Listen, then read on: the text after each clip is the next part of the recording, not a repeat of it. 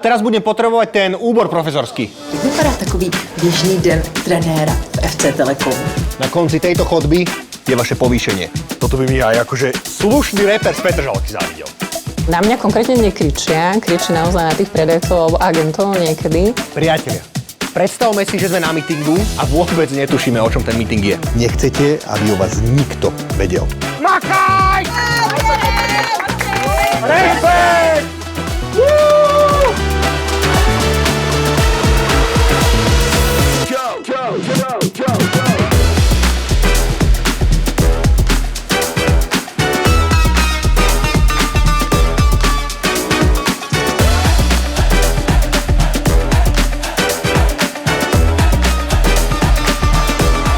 Kdo by v dnešní době nechtěl osobnostně růst, že? Já už jsem taky vyzkoušela kdeco. Zaplatila jsem si třeba životního kouče, který mi za 5 litrů poradil, ať si prostě víc věřím. Díky. Tohle by mě opravdu nenapadlo. Pak jsem taky objímala stromy. To mi bylo taky k ničemu, ale aspoň to bylo zadarmo. No a naposledy jsem byla chodit po žhavých uhlících, protože popáleniny 2. stupně jsou asi klíčem k osobnímu sebepoznání nebo co.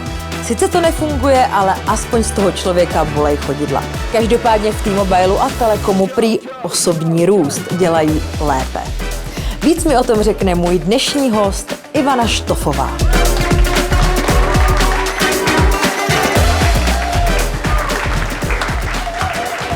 Dobrý deň. Vítejte, posaďte se. Ivano, vy jste expertka zákaznické zkušenosti. Takže ano. Taková ta osoba, na kterou lidé křičí, když zapomněli heslo k zákaznickému účtu.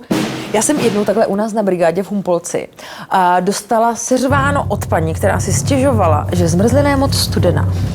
No na mňa konkrétne nekričia, kričí naozaj na tých predajcov alebo agentov niekedy, ale tá moja rola spočíva v tom, ten feedback od tých zákazníkov zobrať a potom s ním aktuálne pracovať. Já tady čtu, že se také aktivně věnujete coachingu. Já jsem nevěděla, že máte fotbalový tým. Jak vypadá takový běžný den trenéra v FC Telekom? Tak futbalový tým nemáme, ale ten coaching je super benefit pre zamestnancov, kde ich individuálne coachujeme v nejakých pracovných a osobných témach. Tak to jsme si to zase s Michalem představovali trošku jinak, no. Michale?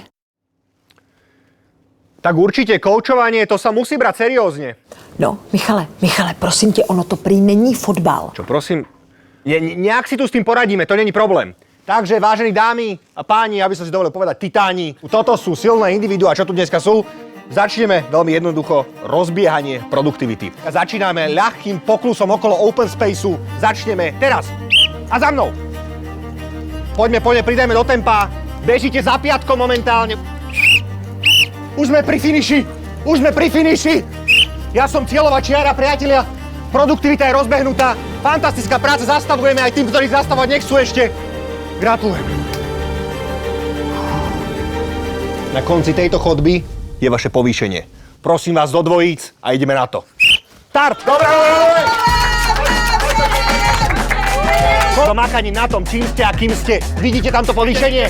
To je váš šéf, poďom! Makaj! 2, 1, štart! A veľký potlesk! Start!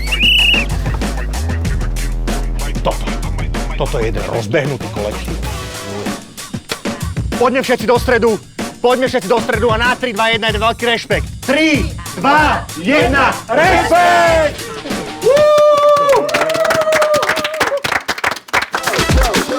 Ale tak co? Aspoň si zaměstnanci zasportovali, že? A oni športujú celkom často a staráme sa teda aj o telo, nielen o mysel. Máme zdravé téčko, kde môžu využívať napríklad jogovňu, fitko alebo iné pohybové aktivity, prípadne masáže, nejakú relaxáciu a tiež napríklad psychologickú poradňu. Aha, tak vidím, že vaši zaměstnanci se opravdu rozvíjejí po všech směrech a že osobní růst mají ve svém DNA. A když jsme u toho, co to prosím vás znamená? Tak, to DNA je taká kultúra, ktorú majú naozaj v krvi. A čo sa týka osobného rastu, tak mám veľa možností napríklad využívať aj T-univerzitu, kde je množstvo zaujímavých kurzov, prednášok, workshopov, či už je externých alebo interných, a taktiež kariérne poradenstvo týchto interných koučov, mentoring, tak je to fakt pestré. No tak se pojďme podívat, jestli chuť rozvíjet se vašim zaměstnancům zůstane, i když jim do té univerzity pošleme toho nejhoršího lektora pod sluncem. Michale, pojďme do terénu. Pani Mima, teraz budem potrebovať ten úbor profesorský. No. Sa to nesie. Super. Hop. Dobre, že? No teda, Ešte tú zlatú reťaz. počkaj. Vážení študenti. No, ukáž. Toto by mi aj akože slušný reper z Petržalky závidel.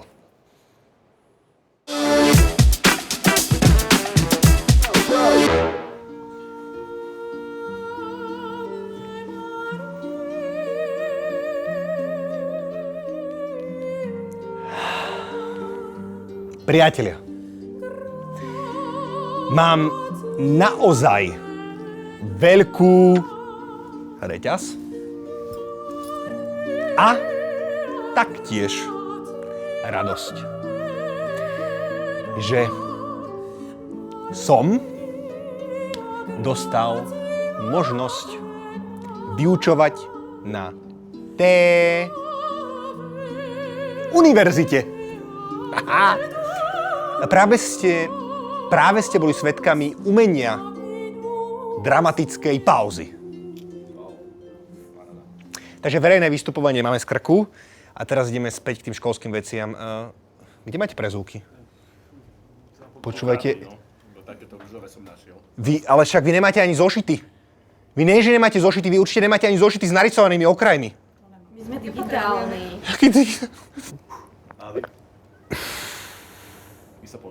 Prejdime do tej jogovej časti radšej, lebo toto je katastrofa.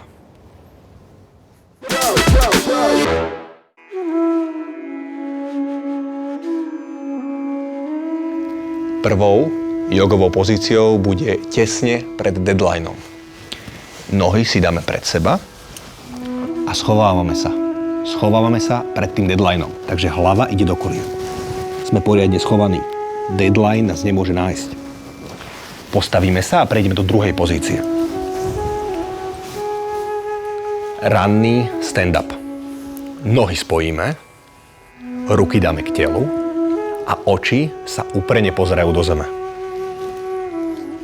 Nechcete, aby o vás nikto vedel. Prechádzame do tretej pozície a to je pozícia zdravého T-čka, takže jemne nohy rozkročíme, ruky roztiahneme, ideme nádych, výdych. A opakujte po mne. Medzi svými, sami sebou. Fantázia. Rešpekt. Po úspešnej implementácii našich fyzických kapacít prejdeme k modulu praktickej implementácie korporátnej komunikácie. Inými slovami, prejdeme si základy korporátneho jazyka. Predstavme si, že sme na meetingu a vôbec netušíme, o čom ten meeting je. A musíme to oznámiť ostatným. Ako to urobíme?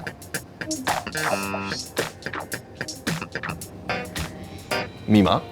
Ja by som povedala, že potrebujeme deep dive session, aby došlo k full transferu know-how tejto problematiky. No wow! Pani Mima, vy ste hotová korporátna šelma.